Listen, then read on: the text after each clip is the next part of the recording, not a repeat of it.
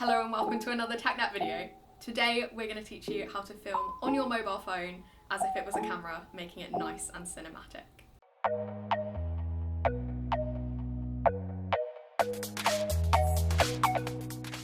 So, as you can see, we are set up in Studio One. We've got some lights, some props and a setting here.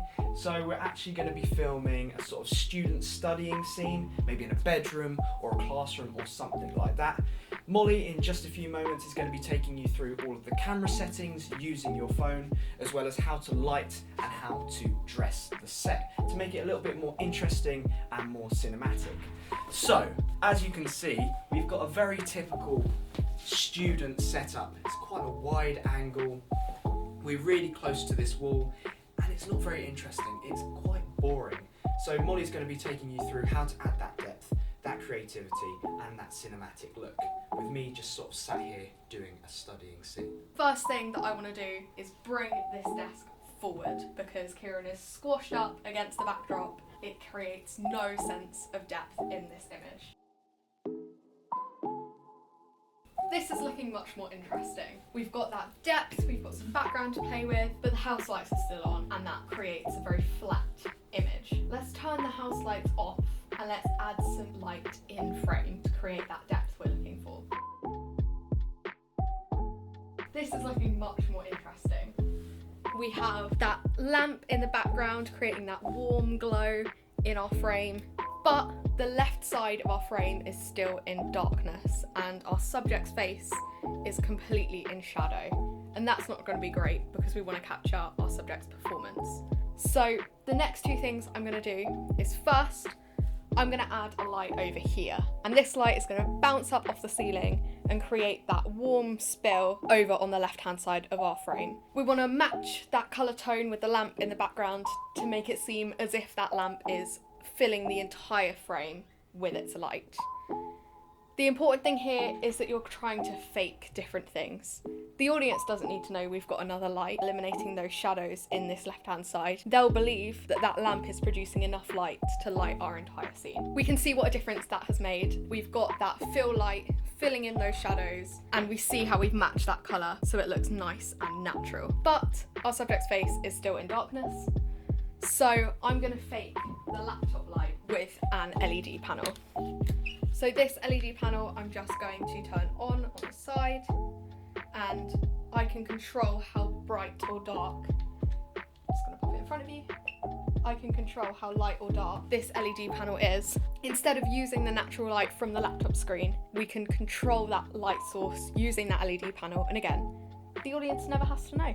They believe that that light is coming from that laptop. This is looking much more interesting already, but the last thing that I want to do is add some set dressing. Now, you could go to town on posters and props in the background. We're going to add in a pot plant in the background to add a bit of colour to our scene.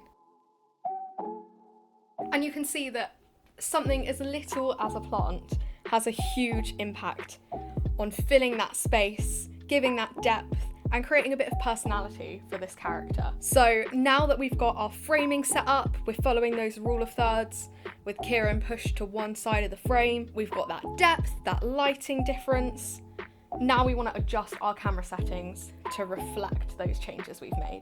So, as you can see, I've just swapped out with Molly so she could be the contributor now in this part. And we're just going to take a little look at the phone settings, in particular on the Blackmagic Camera App. So if we just start over in the top left, we have our lens. So it's set to something quite wide, a 26mm.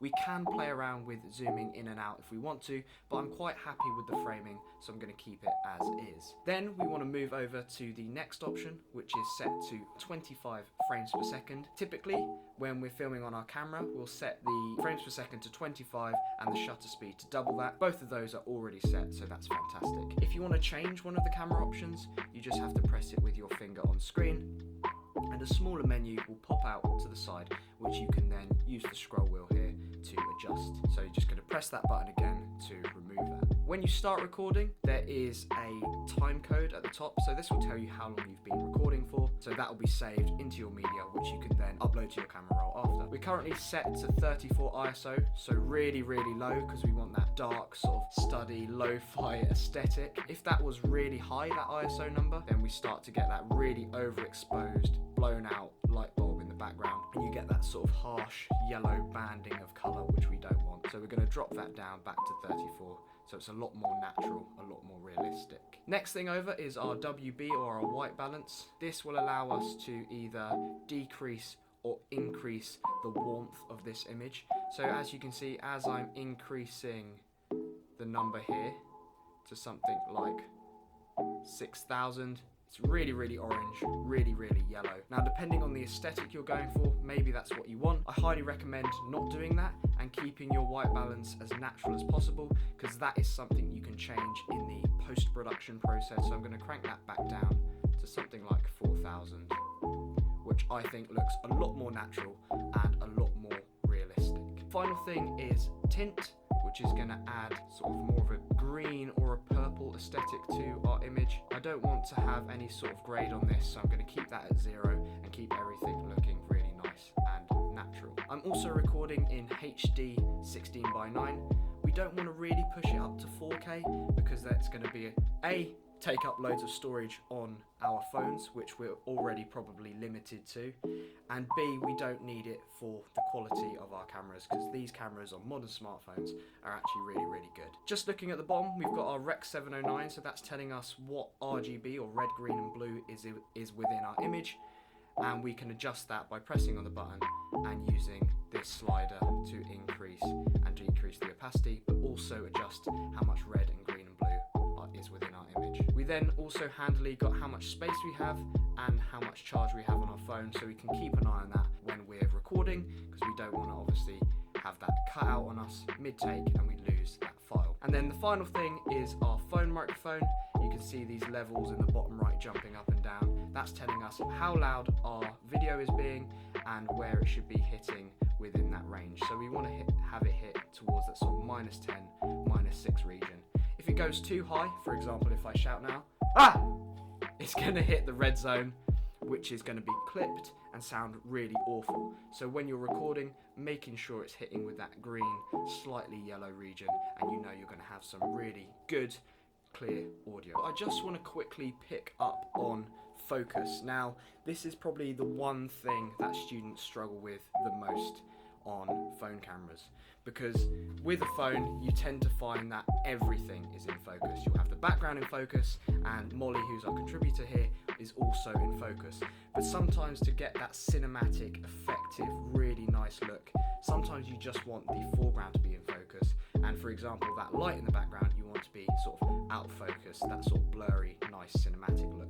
So to do that, just looking on the right hand side here, I'm not going to go into too much details about any of these. That's something you can do in your spare time. You can find things like grids and different sort of level planes, that sort of thing here. But I'm just going to focus on this second option down here, which is our focus. Now, as you can see, when I scroll down, I can control the amount of blur or what is in focus. And then if I can scroll up, I can also get the background more in focus. But here gives you so much more control and so much more power to make the foreground in focus and then the background out of focus to create that more cinematic look. Just another quick tip, obviously this screen is really, really busy at the moment. We've got all of these options at the top and all of these options at the bottom. Swipe down on your phone, then you can remove those and you can see your image a lot more clearly, and then it's just a case of reversing that and swiping up on your phone to bring that back. So I've just swapped out with Kieran again, and our framing, our settings, our lighting is looking so much more interesting than our before shot. But now we want to create some meaning with movement. We could get so many different types of shots from just this one setup that makes our project look so much more interesting than staying on this static shot for an extended period of time.